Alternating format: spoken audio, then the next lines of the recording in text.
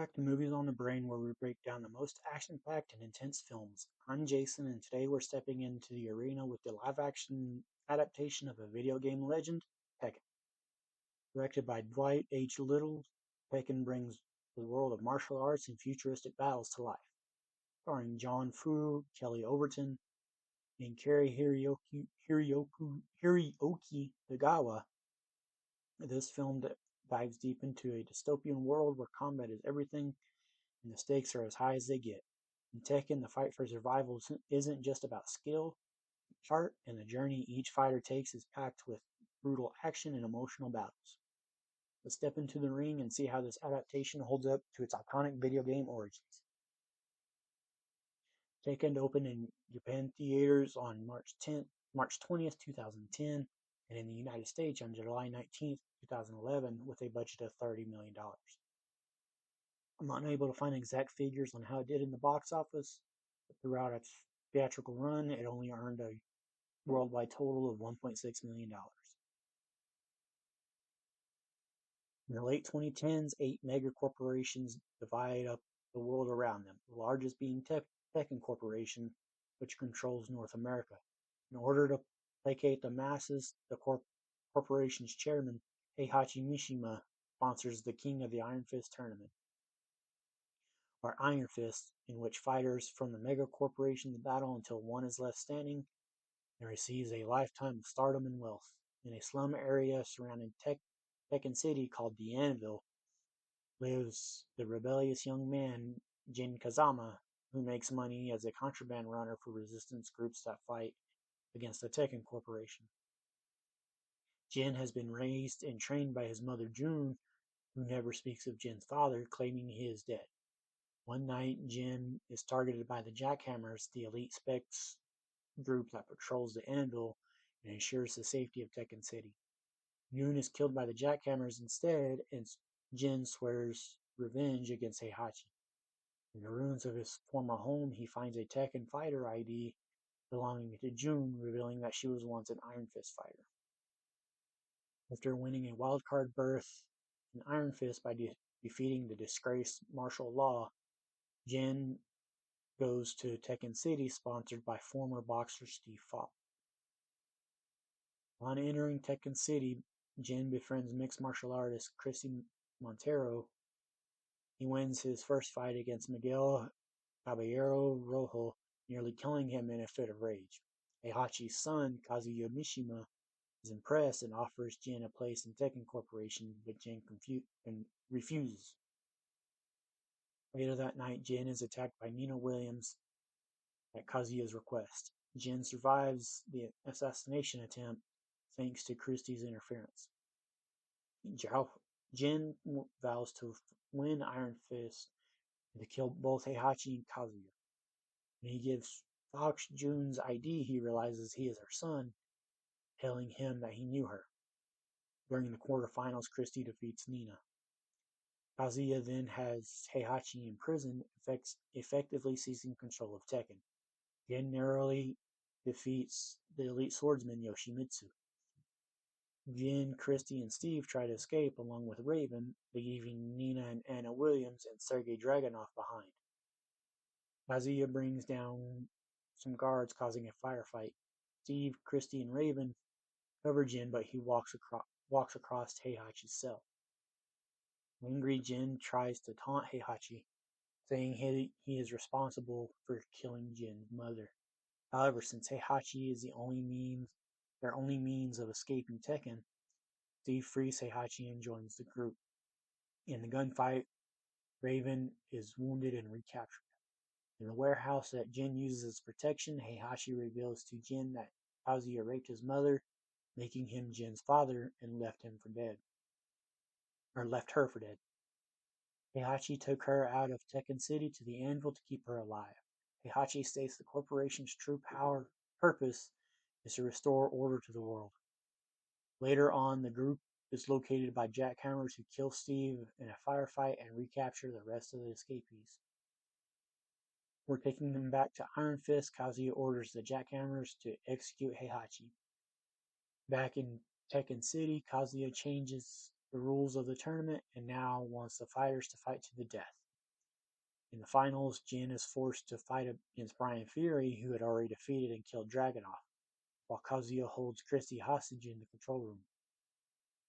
At first, he is outmatched, but remembering his mother's teachings, Jin defeats Brian to the elation of the audiences in the stadium and in the anvil. Infuriated by Jin's victory, Kazuya enters the tournament himself armed with two moon axes. The weaponless Jin is saved thanks to distraction by Christie and pins Kazuya, who baits Jin by claiming he remembers how Jun put up quite a fight. Jin defeats Kazuya but refuses to kill his father.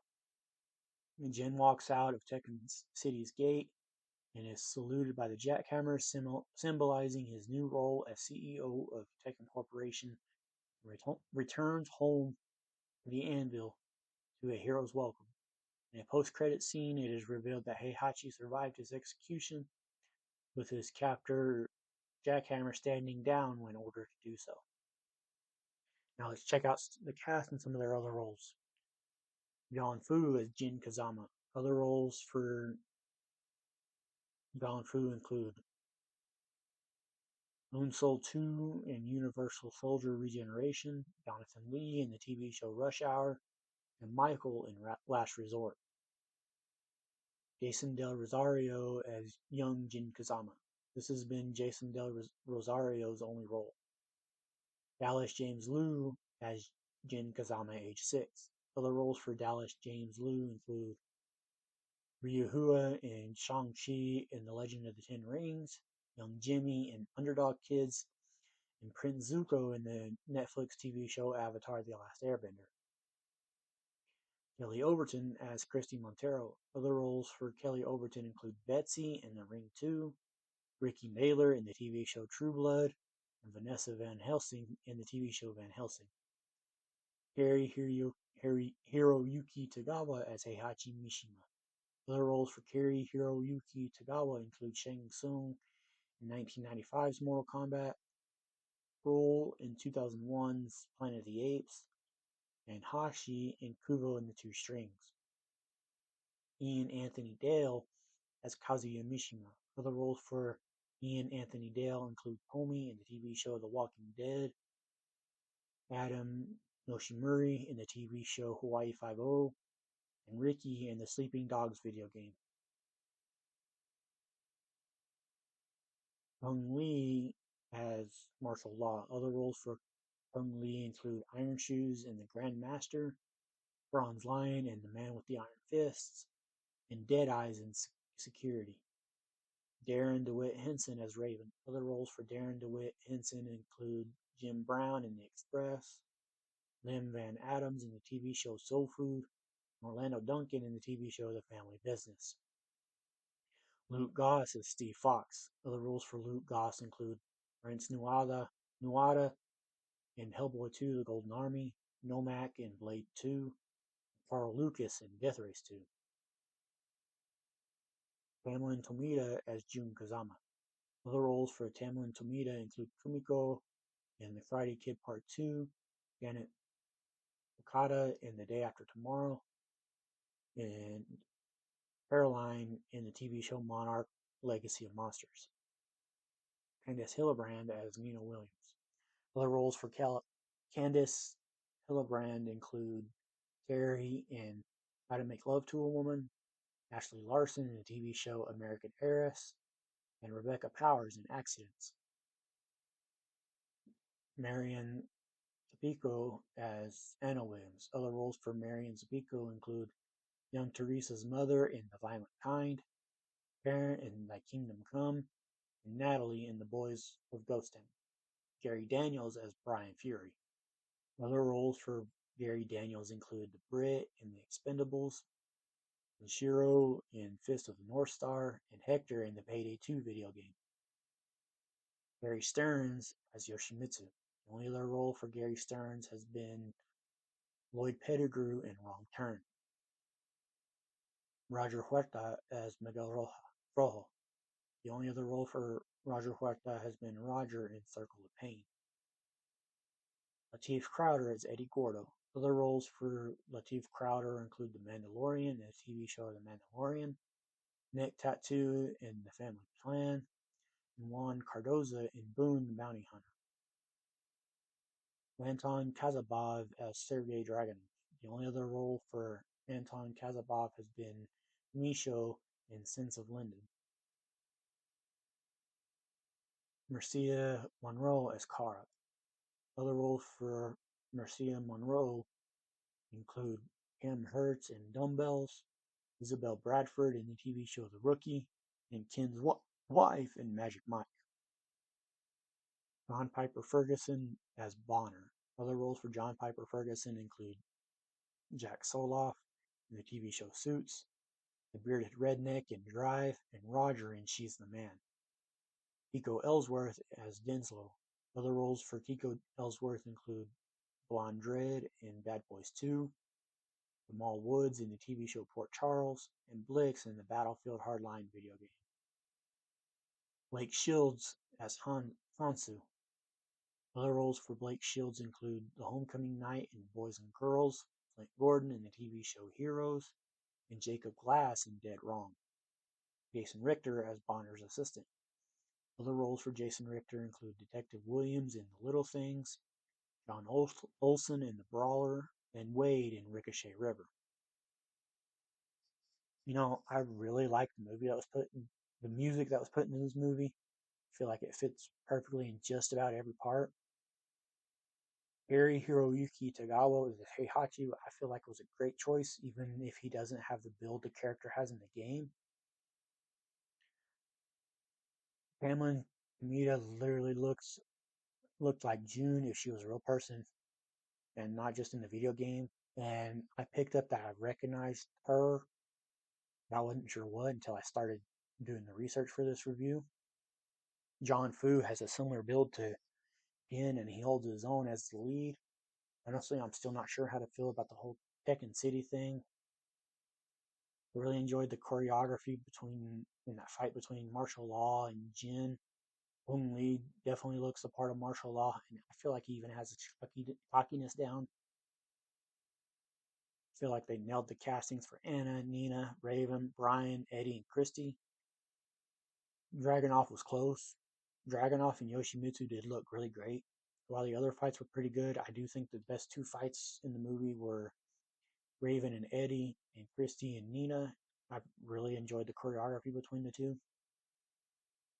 I did enjoy watching Ozzy realize that Jin is his son.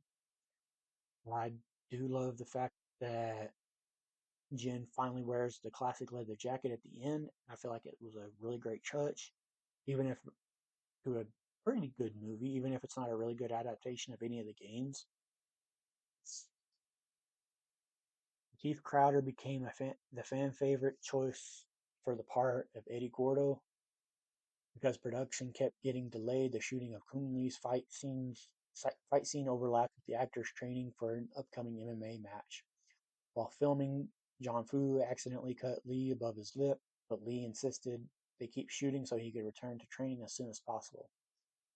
Blood seen on Lee's face in his scene is real.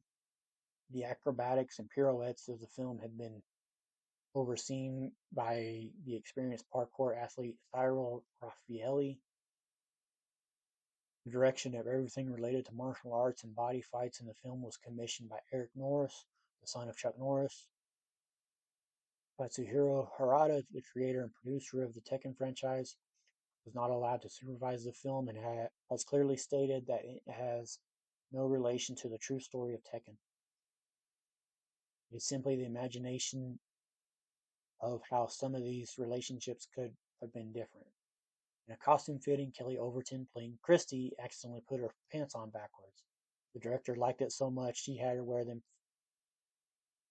so for the entirety of the film, contributing to the rear cleavage trend of the early 2010s. Blade Jin Kazama, actor John Fu underwent a strict diet, training weekly to burn fat, avoid exposing himself to sunlight to lighten his skin, and let his hair grow. And that's a wrap on my review of Tekken. This movie packs a punch with its actions, action and visuals, taking us deep into a world where survival comes down to brutal combat and personal strength. If you enjoyed this review, don't forget to like and subscribe to Movies on the Brain for more action-packed breakdowns. I'd love to hear your thoughts on Tekken and how it compares to other video game adaptations. Drop your comments below.